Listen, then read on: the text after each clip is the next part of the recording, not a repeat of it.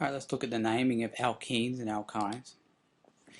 An alkene has a CC double bond, an alkyne has a CC triple bond.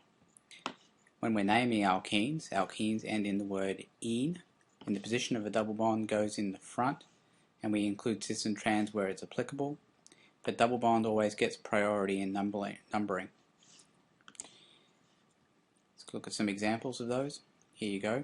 1, 2, 3. So this is 3-heptene, and it's trans because that's the configuration. Whenever you've got the bonds on opposite sides of a double bond, it's going to be trans. This is cis 3-heptene. 1, 2, 3.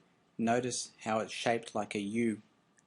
So cis is always shaped like a U and trans is almost like a zigzag. And as I said earlier, this one gets the numbering, the priority in numbering. So it goes 1, 2, 3, 4, 5, 6, 7, 8, and this would be 8,8-difluoro-1-octene. This one doesn't have cis or trans isomers because it's got two of the same thing attached to the CC of the double bond. Right, let me show you an example of that.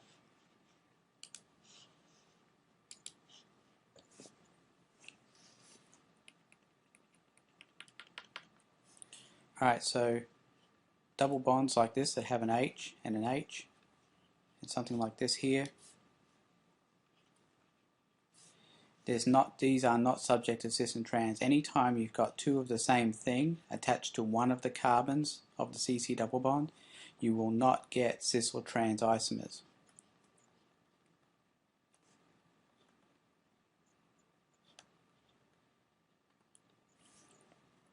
Show you another example. Chlorine and a chlorine. Again, no cis and trans.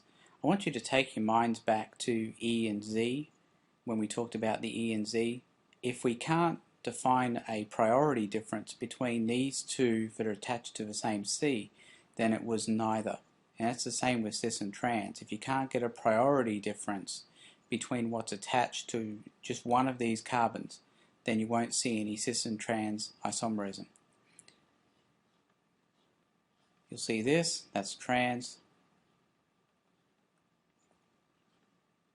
When you see this, it's cis. And when you see this, it's neither.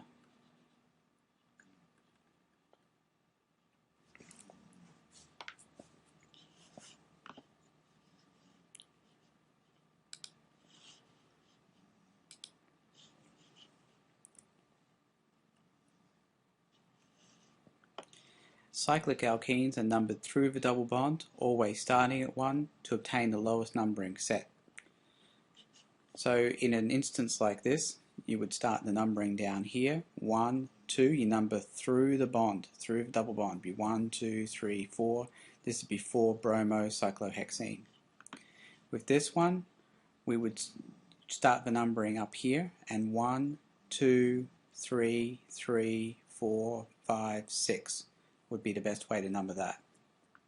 If you started numbering through here, you'd end up getting a very high number on this substituent group. So you want to number through the double bond, starting at 1, and then through wherever most of the substituents are. So this would again be 1, 2, 3, 3, 4, 5, 6.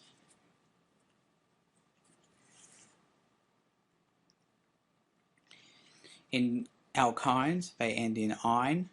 The position of triple bond goes in front. These again get priority in their numbering as well, but these are linear and no cis and trans isomerism is possible with an alkyne.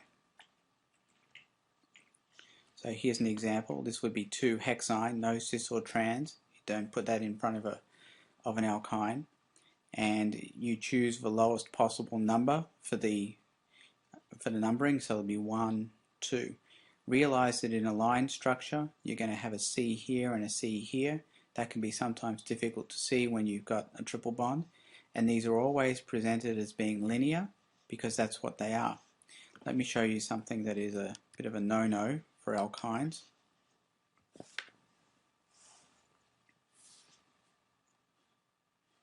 I sometimes see stuff like this. That is incorrect for an alkyne. It must be linear.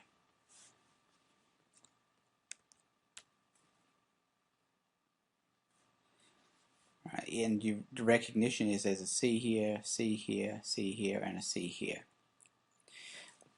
So in a line structure, that's why they're sometimes a bit difficult to see.